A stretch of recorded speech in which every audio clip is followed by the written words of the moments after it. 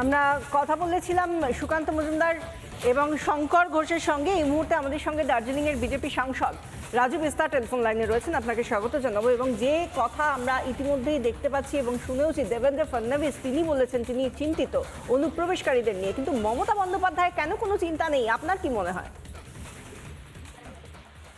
मेरी आवाज आ रही है? हाँ जी, आ रही है। आपको सुनाई दिया है हमारा क्वेश्चन? हाँ हाँ, सुनाई दिया। बहुत बहुत धन्यवाद। और देखिए, मैं चिकन नेक क्षेत्र का सांसद हूँ और जिस तरह से टीएमसी ने पिछले 15 साल में घुसपैठियों को, विशेष करके बांग्लादेशी घुसपैठियों को बढ़ावा दिया है, वो बंगाल के लिए तो खतरा है ही।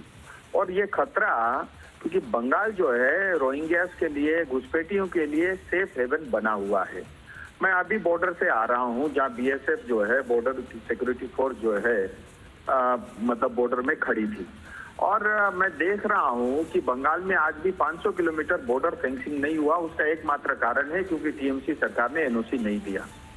और बांग्लादेश से घुसपैठी आते हैं और बंगाल में आकर उनका राशन कार्ड बन जाता है, वोटर कार्ड बन जाता है और भारत के नागरिक बन जाते हैं। फिर यहाँ से भारत के अलग अलग हिस्सों में जाकर के जो है हमारे डेमोक्रेसी को प्रभावित करते हैं।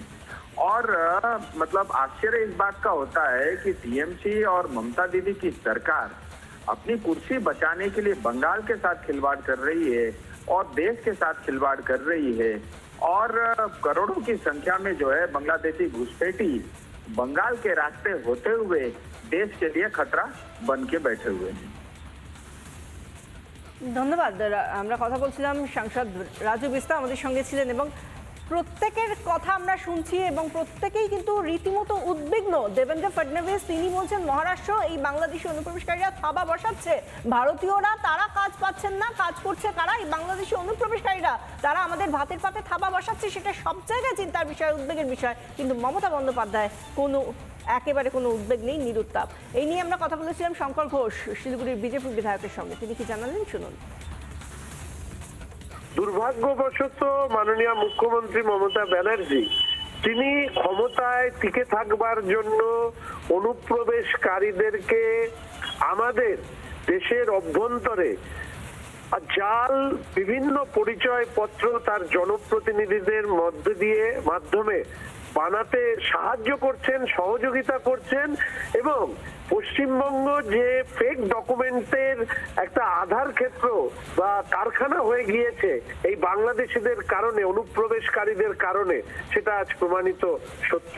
ফলে যত দ্রুত সম্ভব এই জাল কারখানার থেকে বিভিন্ন সচিত্র পরিচয়পত্র ভারতীয় হিসেবে যারা জোগাড় করেছেন তাদের চিহ্নিতকরণ এবং তাদের ডিপোর্ট করাটা দেশের অভ্যন্তরীণ সুরক্ষার স্বার্থেই জরুরি বলে আমি মনে করি।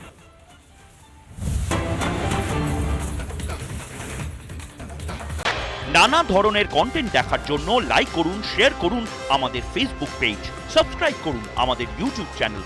পাশাপাশি অন্যান্য ব্রেকিং নিউজের জন্য অবশ্যই চোখ রাখুন রিপাবলিক বাংলায়।